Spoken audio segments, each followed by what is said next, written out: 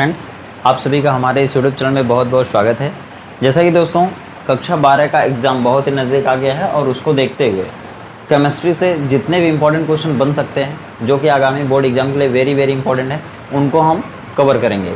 तो देखिए, इसमें हमने केमिस्ट्री का एक लेसन लिया हुआ है जिसका नाम है उपसहसंयोजक यौगिक कोऑर्डिनेशन कंपाउंड, और ये क्लास 12 की केमिस्ट्री का फर्स्ट पार्ट का है और इससे क्वेश्चन हर हाल में आते ही आते हैं। तो दोस्तों, इससे सबसे पहले जो सबसे इम्पोर्टेंट क्वेश्चन है इस लेसन का वह यह है कि पूछा जाता है IUPAC नाम लिखिए आप। किसका IUPAC नाम? इनका इनका इनका इनका इनका और इनका, ठीक है। इसी तरह से बहुत ढेर सारे यौगिक आएंगे, उन सभी का आपको रासायनिक नाम मीन्स IUPAC नाम लिखना पड़ेगा। और दोस्तों, आप इनसे परिचित अगर नहीं हैं तो सबसे पहले मैं आपको बता दूं कि ये सभी क्या हैं, तो ये सभी उपसहसंयोजक यौगिक हैं। और जैसा कि लेसन का नाम भी आप देख रहे हैं सबसे पहले कि उपसहसंयोजक यौगिक, तो उपसहसंयोजक यौगिक क्या होता है सबसे पहले आपको जानना है कि उपसहसंयोजक यौगिक होते क्या हैं। तो मैं आपको बता दूं कि ये देखिए परमाणु दिख रहे हैं, ये पोटेशियम है, ये फेरम मीन्स आयरन है, ठीक है, जिसको लोहा कहते हैं, और ये C कार्बन है और ये N नाइट्रोजन है। मतलब इन दोनों को जोड़ा गया तो ये साइनाइड हो गया। और ये क्या है? फेरस है मीन्स आयरन है, और ये क्या है? पोटेशियम। ये परमाणु और परमाणु समूह है, मतलब यहाँ पे 4 परमाणु पोटेशियम के, 1 आयरन का, कार्बन के 6 और नाइट्रोजन के 6 हैं।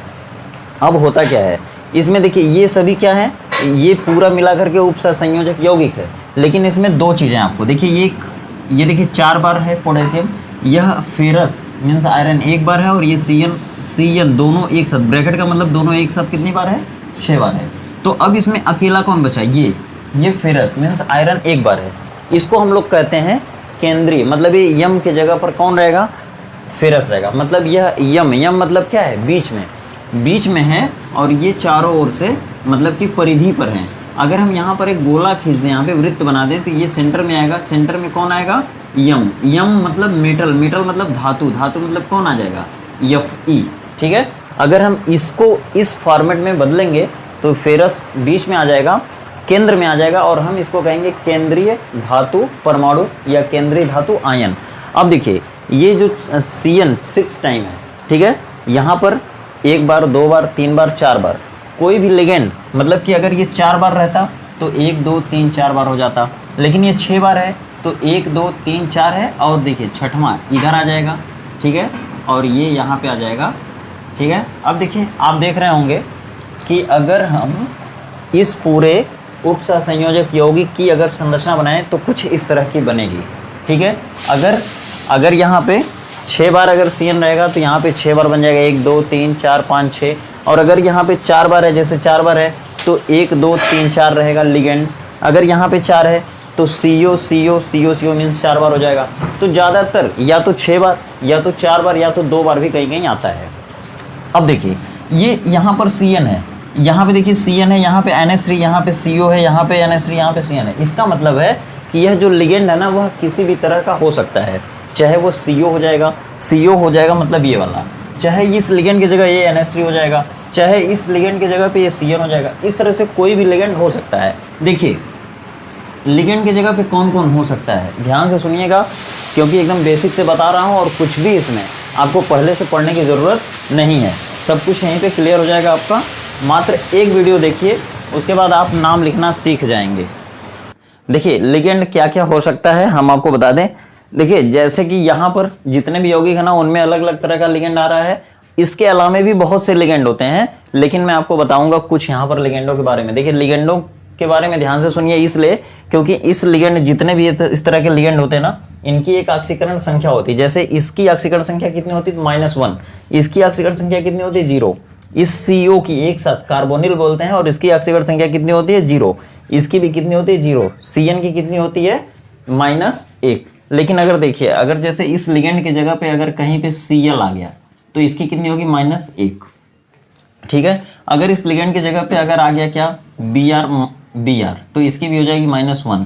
अगर NH4 आ गया, ठीक है, NH4 कहीं पे आ गया तो इसकी हो जाएगी +1। अगर कहीं C2O4 आ गया तो इसकी होगी -2। अगर कहीं SO4 आ गया तो इसकी भी हो जाएगी -2। अगर कहीं CO3 आ गया कार्बोनेट तो इसकी भी हो जाएगी -2। इस तरह से बहुत ढेर सारे आ सकते हैं। अगर कहीं EDTA आ गया, ठीक है, बताऊंगा बाद में, इसका नाम पूरा नाम आता है, पूछा जाता है पेपर में, इसका हो जाएगा 0। अगर कहीं EN आ गया, एथिलीन डाइएमीन करके, तो अगर कहीं इस तरह से लिगेंड आ गया ब्रैकेट में तो इसकी भी होगी 0।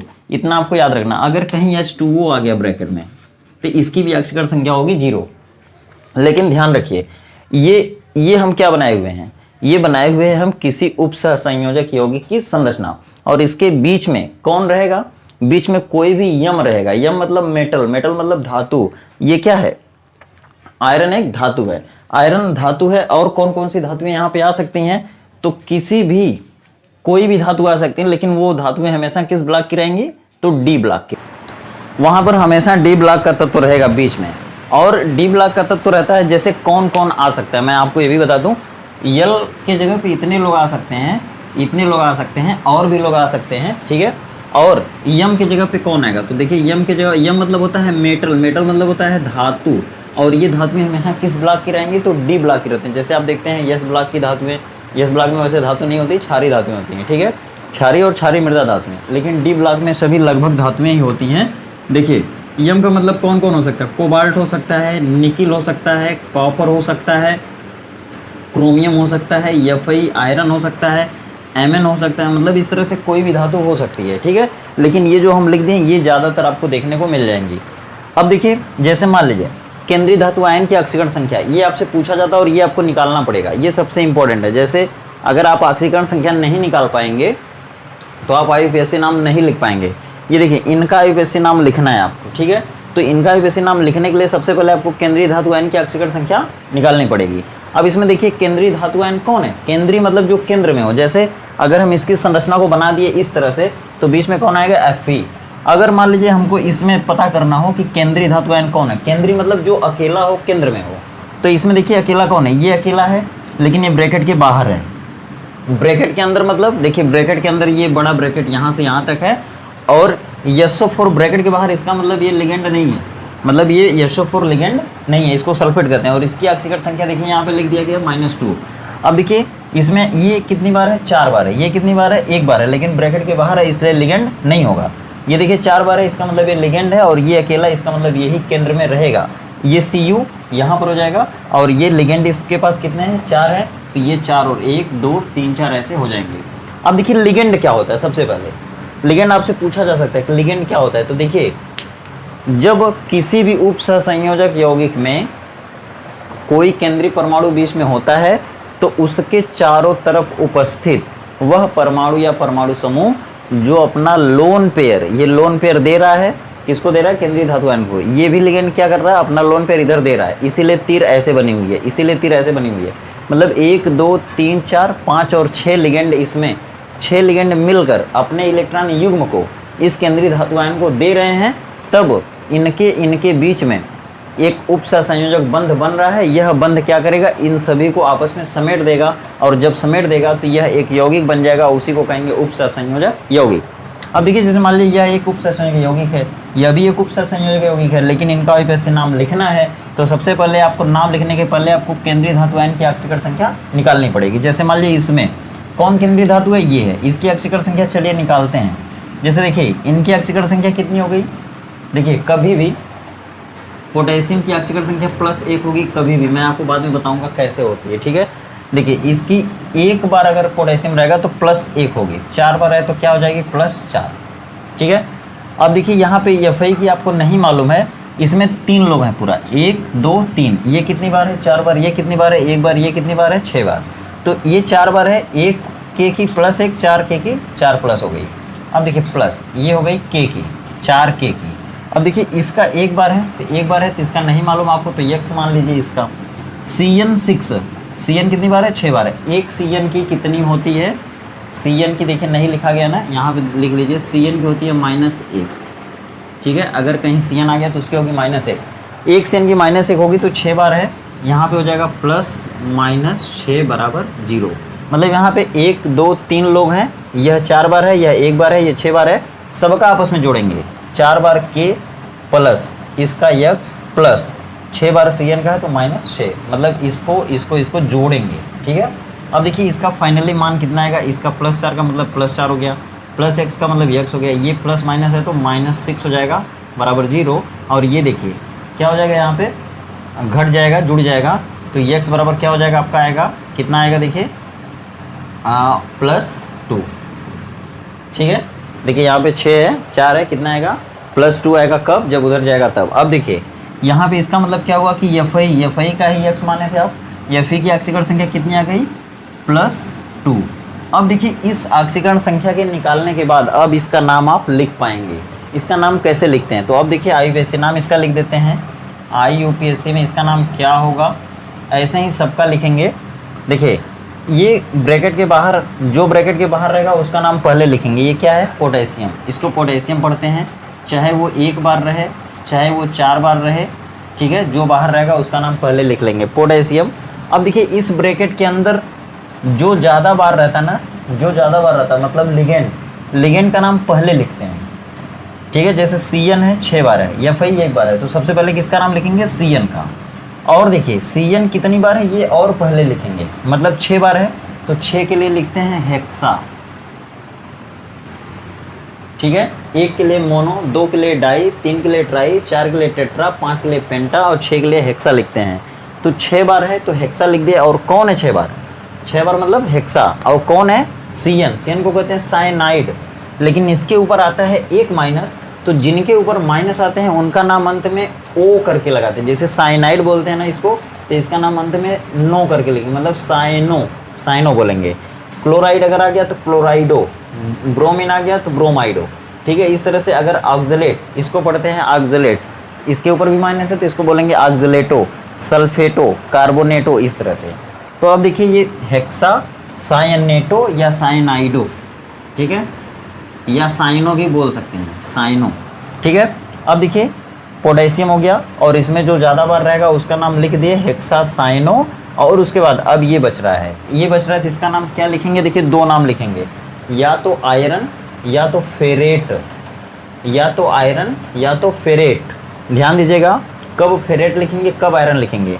अगर इनके साथ जो लिगेंड है, अगर इसकी आक्सीकरण संख्या अगर 0 है, जैसे मान लीजिए अगर CN है तो CN के ऊपर -1 होता है, तब इसका नाम लिखेंगे फेरेट, तब लिखेंगे फेरेट। अगर इनके साथ ये अगर माइनस वाला नहीं रहता, अगर 0 आक्सीकरण संख्या वाला रहता, यहाँ पे अगर कोई ऐसा रहता जिनकी आक्सीकरण संख्या 0 रहती, तब हम यहाँ पे पूरा नाम लिखते आयरन। अब देखिए फेरेट और उसके बाद फेरेट हो गया। अब इसमें कोई नहीं बचा, जब कोई नहीं बचेगा तो अब इनकी जो आक्सीकरण संख्या है फेरस की 2, इसको हम रोमन में लिखेंगे 2, बस ऐसे लिख देंगे, हो गया। यही IUPAC नाम हो गया इसका। अब देखिए इसका IUPAC नाम अगर लिखना आपको तो कैसे लिखेंगे, आप निकाल लीजिएगा। जब इसकी आक्सीकरण संख्या निकालेंगे, केंद्रीय परमाणु यही है, इसकी आक्सीकरण संख्या निकालेंगे तो देखिए इसका 0 हो जाएगा, इसका हो जाएगा -2, इसका हो जाएगा +2। तब इसका आक्सीकरण नाम कैसे लिखेंगे आप, तो देखिए इसका नाम यहाँ पे लिख देता हूँ।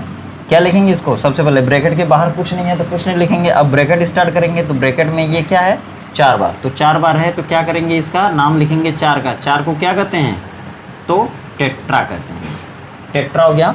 और कहीं भी अमोनिया आ गया तो अमोनिया को कहते हैं एमीन, क्या कहेंगे, एमीन। और इसका लिख लीजिए, नहीं लिखे हैं तो इसका होता है 0, NH3 का होता है 0, इसका क्या होगा 0। टेट्रा मीन्स 4 बार, और कौन है 4 बार, अमीनो, तो अमीनो को कहते हैं एमीन, याद रखिएगा कहीं भी, ठीक है।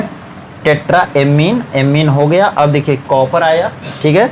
अगर कॉपर है इसको क्यूप्रेट भी लिख सकते हैं, लेकिन कॉपर क्यों लिखेंगे, क्योंकि इसके साथ जो है वो 0 वाला है, तो इसका पूरा नाम शुद्ध नाम लिखेंगे कॉपर, ठीक है। कॉपर मतलब होता है तांबा, कॉपर।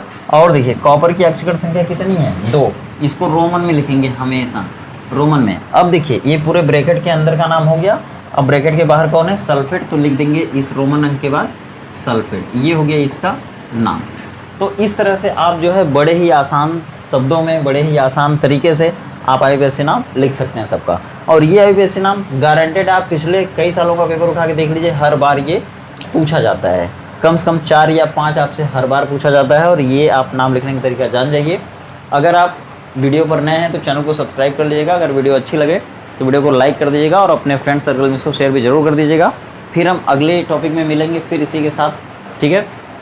अगले टॉपिक में हम आपको सिखाएंगे कि यहाँ पे कितने तरह के लिगेंड हो सकते हैं और ये यौगिक और भी कितने तरह का हो सकता है, और आप इनका भी IUPAC नाम लिखिएगा। नहीं आएगा तो फिर हम बता देंगे आपको फिर अगले वीडियो में। और केंद्रीय धातु आयन की अक्षीकरण संख्या तो आपको निकालने आ गया होगा। इसको अगर आप निकाल लेंगे तो आपका नाम लिखना आसान हो जाएगा। इन सभी का नाम मैं आपको अगले वीडियो में बताऊंगा कि इनका नाम लिखेंगे कैसे। जैसे मान लिया अगर ये EDTA आता तो क्या लिखेंगे, जैसे कार्बोनेट आया तो क्या लिखेंगे। अब इसके ऊपर माइनस है तो इसका नाम जहाँ भी लिखेंगे तो कार्बोनेटो लिखेंगे, ठीक है। अगर ये H2O आ गया तो H2O का नाम क्या लिखते हैं, तो एक्वा लिखते हैं। अगर NH3 कहीं आया तो क्या लिखेंगे, एमीन लिखेंगे, ठीक है। तो चलिए दोस्तों, इसी के साथ वीडियो को एंड करते हैं। मिलते हैं फिर अगली वीडियो में। तब तक आप खुश रहिए, व्यस्त रहिए, मस्त रहिए। आपका दिन शुभ हो।